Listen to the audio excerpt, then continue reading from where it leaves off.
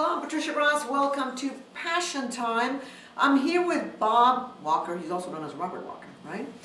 Bob is the president of the Population Institute, but he's had many titles before that. Executive Director of Common Cause Education Fund, nonpartisan organization that holds government accountable. Don't we all need that? He was the president of Handgun Control and worked many years in Capitol Hill as a legislative aide. So he really knows how Washington works. But really, we're here to talk about the Population Institute and how they are trying to promote sexual and reproductive health rights, women's rights, human rights. Ultimately, they want to educate women, which is the most effective way to balance the world's population with a healthy global and sustainable environment. Thank you so much for joining us. That's the longest introduction I've ever had to give. Yes. Okay, so we start our show with, what is your passion and how are you living your passion? Well, my passion has always been, throughout my career, really making a difference. I've been in Washington, D.C. now for 40 years. And I came here right out of law school. I could have taken a career in law. I had an opportunity also to teach law. All of those paths would have been far more remunerative in terms of money. Yes. But I've always chosen the path that really leads me to the greatest fulfillment, which is making a difference in people's lives. And in Washington, you can do that on scale, really big scale, if you're successful. It's a tough battle, but it's an important battle to fight. And I'm happy to say that in my life I've had my victories, I've had my defeats. Sure. But when you see something that you've done, something that you've accomplished, really makes a difference in people's lives. That makes life meaningful. It makes it very, very meaningful. Okay, let's talk about the Population Institute and what you're trying to achieve. We have now almost 7.5. Mm-hmm. By the time this airs, it'll be more than that, billion people. Why do you think that's the problem? Population really is one of those issues that touches so many different lives in so many different ways. And really in the last 20 or 25 years, we've sort of lost sight of what demographics or population trends mean. But they still mean a great deal. They mean a lot to the world. And you can start down at the micro level. And you think about it just on a very personal level, a woman's level. And the ability to determine for yourself how many children you're going to bear, if any, when are you going to have those children, and how many children to have is really a critically empowering thing for a woman. And we've sort of lost track of that in this country, even though it clearly has an impact here. But let's start with the developing world. In the developing world, and many of the least developed countries in particular, where you see high fertility or birth rates, and you see really the greatest poverty in the world, you find out that large families is a poverty trap. That as a woman is able to decide, well, I'm going to have fewer children, I'm going to start having children at this date, and when they're able to make those kinds of decisions, many, many, many things happen right there at the personal family level. First of all, if you have fewer children, you're probably going to be able to educate the children you have more adequately. You're going to be able to give them better nutrition and health care. And you're also going to have more resources to invest in your own family's business, whether that's farming or whether that's sewing or whatever that happens to be. And it really is transformative. And when you give women in developing countries access to contraception and knowledge about family planning, wonderful things happen. And it's very, very empowering. It's really transformative. Right. And it's not just transformative, though, at the family level. It's really transformative at the national and the global level. It is really central. It is really critical to so many different problems that we confront. Again, if I go back to the developing world first, but it also certainly applies here in the United States and in every other country in the world. But if you look at the developing world and you say, well, what are the major problems affecting developing countries today? Well, poverty, severe poverty, and hunger, and deforestation, or water scarcity, or political instability and conflict, or lack of educational attainment.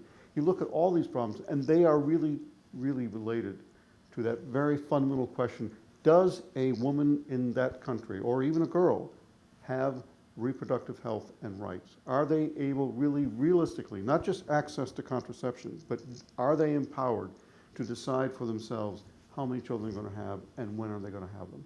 Explain to me what you do, what your organization does to empower those women. Well, first of all, we are a public education and advocacy group. So we work on the level of, first of all, educating the media, but we also educate policymakers and policy administrators about not just what are sort of the implications of demographic trends, both population growth and population shrinkage, but also really work to educate even the policy administrators, and to get them to understand the fundamental importance, not just of providing women access to contraception, but the fundamental importance of ensuring, particularly in developing countries, that girls and women are treated the same as boys and men, because that makes a fundamental difference. And not just in fertility rate, it makes a difference in a whole set of levels. And so when you really look at so many of the world's problems, it really boils down to those really core elements. And we sort of tend to get lost in the events of the day. We're worried about this crisis or that crisis, about this war or about the refugee crisis, or we're worried about this issue or worried about this particular disease or whatever, and we lose sight of the underlying things that really matter in the world. And again, that really comes back to girls and women. Right, right. Now, I understand you use media campaigns, Mhm. you use soap operas, and you've been very successful in changing people's behavior. Explain to me why your system works. Why do these novelas or soap operas tend to work in these countries, and how do you, because I know you're working abroad, and now you're also working in the U.S. In the United States. But somehow you have a method that seems to impact on how people behave, how do they do their family planning, how do they empower women. Share some of that with me. Our work is really, first of all, the work of two different organizations. We Yes, are the sure. Population Institute and also Yes. the Population Media Center.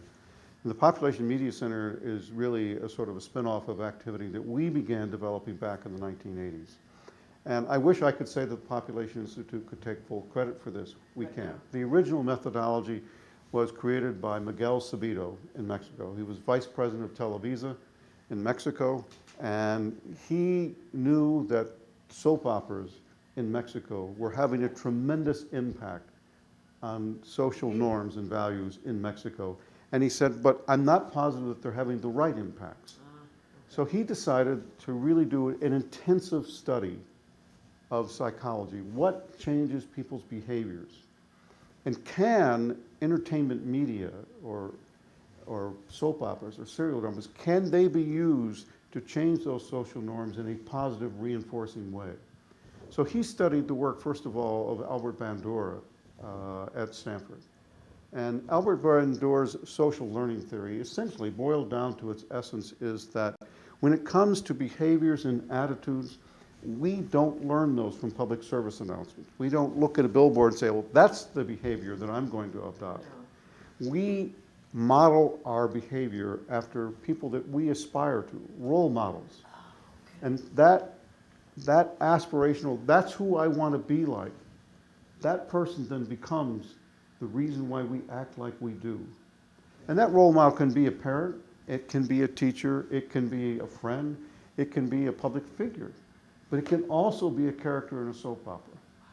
And so what he did was he determined that if you develop long-running soap operas and characters that are both positive and negative in terms of the values that they exemplify, but people in the transitional characters are popular characters who learn good behaviors and how those good behaviors produce positive results, you can really change people's behaviors on a broad front, on a whole range of issues. And that's fundamentally the kind of work that we're doing. Now, I want to ask you, a lot of people think that the population problem is a myth. The fact that It's okay. We seem to have the technology and we seem to adapt, and it's not gloom and doom. How do you respond to those people who say this is a racist idea or a classist idea that people shouldn't have so many children? How do you respond to that? And a lot of that is religious, right? Religion. Some of it's religious, but again, it goes back, some of it to social norms, some of it goes, it's a very complicated issue, obviously.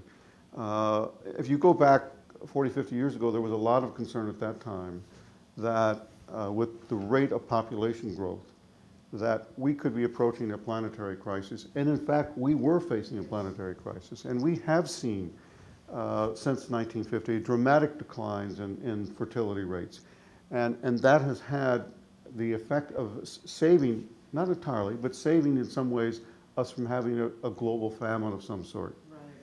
But the underlying problems have not gone away. We still have hunger. In fact, one of the major concerns or reasons why you might be interested in family planning is the question about, is there enough food? Well, yes, there's enough food in the world at the moment, but is it affordable?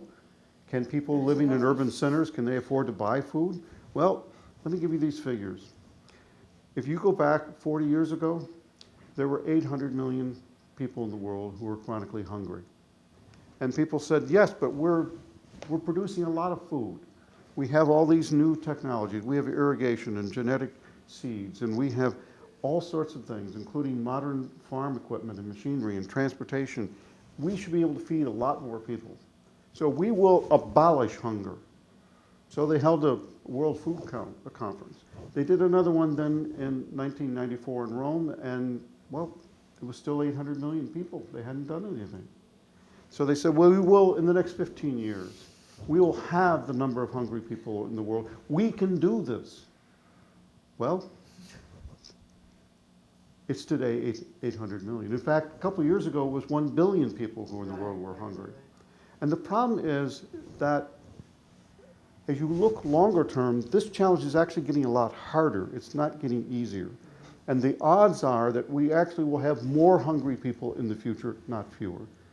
And so the problems have not gone away. And it's not just hunger, it's severe poverty. It's a question about educational attainments and all the other issues that get involved here. So these are important concerns, and population is really at the core. All right, Mr. Walker from the Population Institute, if people want to get involved, how do they contact you, or is there a website explaining what you stand for and what you're trying to do? We make it very easy for people. www.populationinstitute.org. Come to our website. There's plenty of information on our website, but there's also ways to get involved. And really, again, for people who want to make a difference, this is a great time to get involved, and this is a great issue to get involved with, because it doesn't cost that much money to provide access to contraception. It doesn't cost that much money to give girls in developing countries the same education as boys. And the rewards for those things are enormous. So if we can just change the world and tilt it a little bit, and tilt it in a way where we're paying more attention to the needs of girls, where we're empowering women and providing access to contraception, just think of the enormous changes that we could affect in the world in the next half century. So that's why I get excited, because this, more than any other issue I've ever worked on, this is one I know that we can win and we can produce very positive social change. Thank you so much, Mr. Walker, and for the My work pleasure. that you do. And check us on Passion Time next week. I look forward to seeing you then.